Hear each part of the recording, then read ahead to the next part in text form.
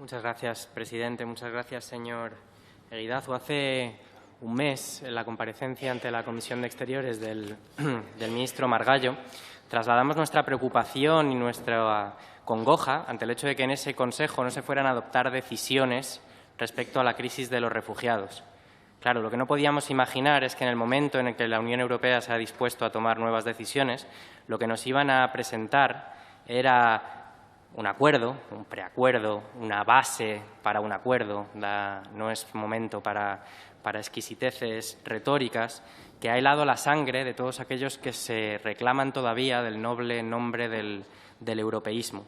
Ese preacuerdo incluye, se diga lo que se diga, la figura de las expulsiones colectivas, de la deportación masiva de refugiados a cambio de una serie de contrapartidas políticas y económicas.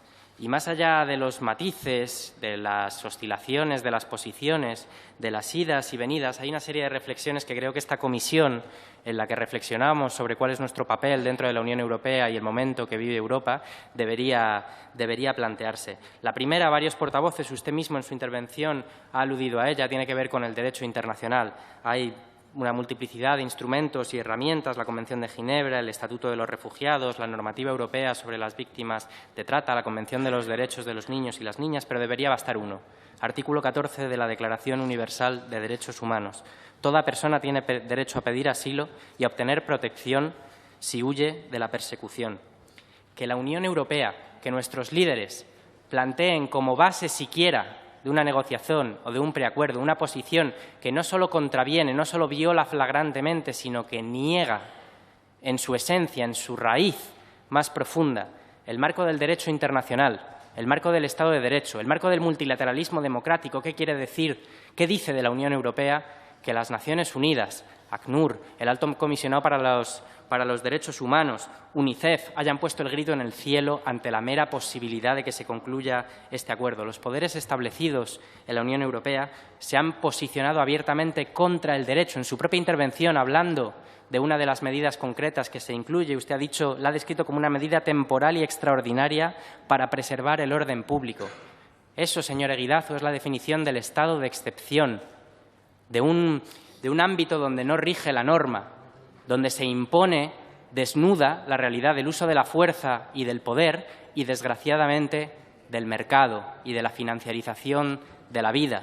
Porque en este acuerdo, ante la situación de emergencia absoluta que viven cientos de miles de personas dentro ya de nuestro continente, la Unión Europea ha planteado un acuerdo tasado económicamente, 3.000 millones de euros, y cediendo contrapartidas en lo que tiene que ver con la política de visados para los nacionales turcos y con el proceso de adhesión de Turquía a la Unión Europea. ¿Qué tiene que ver? ¿Cómo se puede poner en la misma balanza estas cuestiones? ¿Cómo se puede mercadear con la situación de desesperación que están viviendo cientos de miles de personas? La adhesión a la Unión Europea es un proceso muy serio que se basa en el respeto del acervo comunitario, es decir, la garantía de los derechos y las libertades fundamentales, no en la cesión o en la externalización del control de nuestras fronteras. La realidad dramática sobre la que llamo a reflexión en esta comisión es que si la Unión Europea pidiera hoy el ingreso en la Unión Europea, no se podría aceptar, porque no cumpliría con los requisitos mínimos en materia de respeto de los derechos humanos. Externalización del control migratorio. Esto ni siquiera se pone en discusión para el replanteamiento del acuerdo. Esta lógica, esta filosofía, esta dialéctica de la frontera es más que un espejo, es un síntoma de lo que está pasando en la Unión Europea, que busca reprimir, que busca contener más allá de sus fronteras procesos y fenómenos que son incontenibles y que en consecuencia estallan como pesadillas dentro de nuestras fronteras. De los 180.000 ciudadanos afganos que han entrado en Europa y han solicitado asilo, los 130.000 ciudadanos iraquíes, los millones de sirios que lo han hecho o se disponen a hacerlo, ¿de dónde vienen y por qué? ¿Quién invadió esos países? ¿Quién miró para otro lado si no participó activamente en las guerras que han destruido esas sociedades y esos estados? ¿Qué hizo la Unión Europea cuando en la primavera árabe las sociedades, nuestros vecinos del otro lado del Mediterráneo, se levantaron para reivindicar lo mismo que se supone que defendemos nosotros? Democracia, derechos humanos, libertades.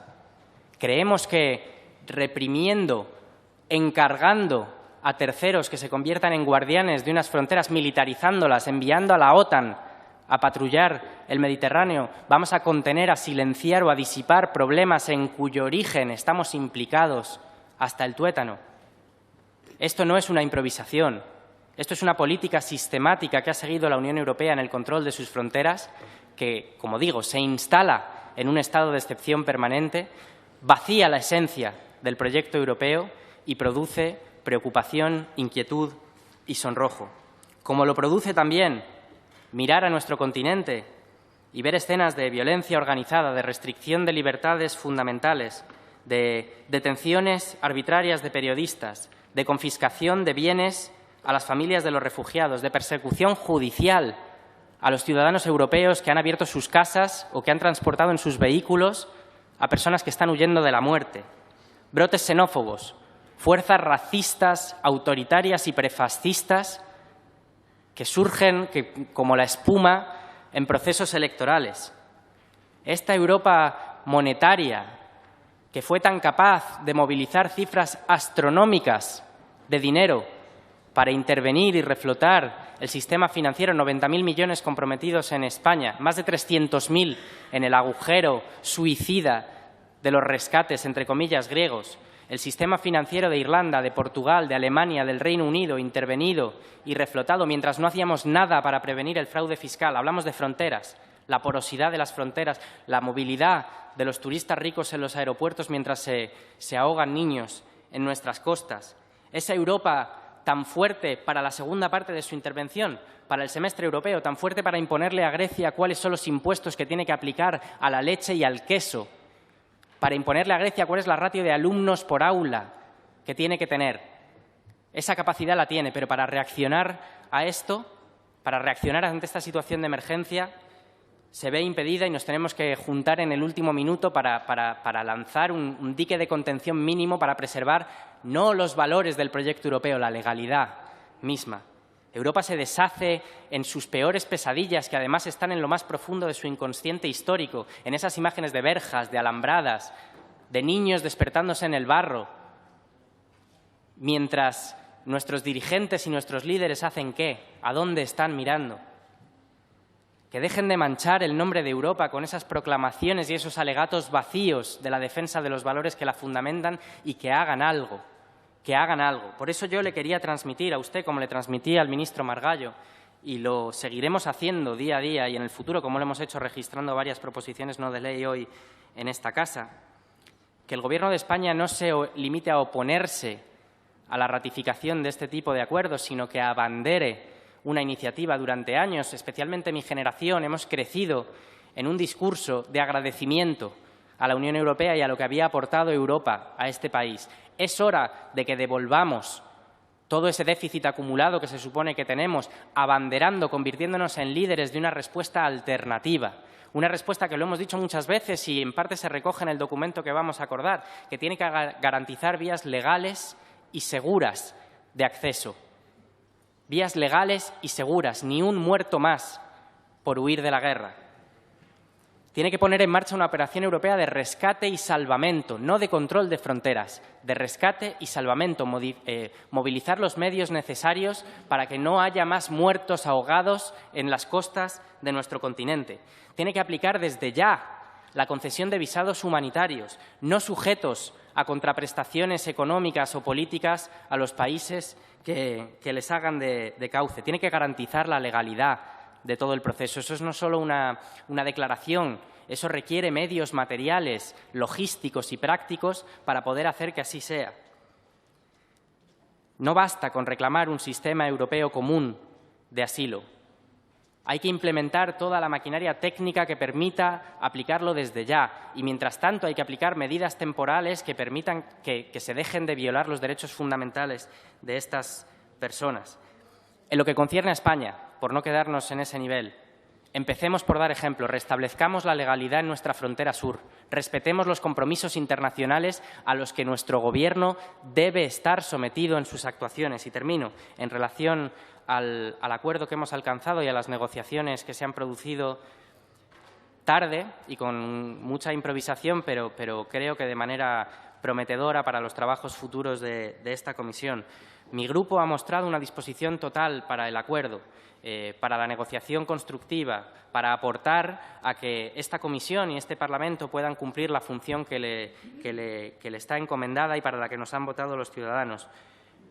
Pero no caigamos en el error de mirar para otro lado. No caigamos en el error de descontextualizar lo que está pasando.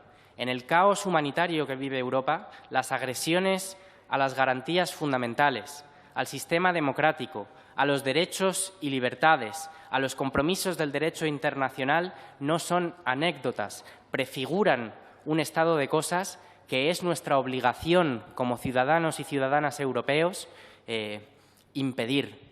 Tenemos que llenar el mensaje del europeísmo de un contenido efectivo y ese contenido no puede ser otro que la democracia, los derechos humanos y un desarrollo sostenible y equitativo que garantice la fraternidad entre nuestros pueblos. Muchas gracias.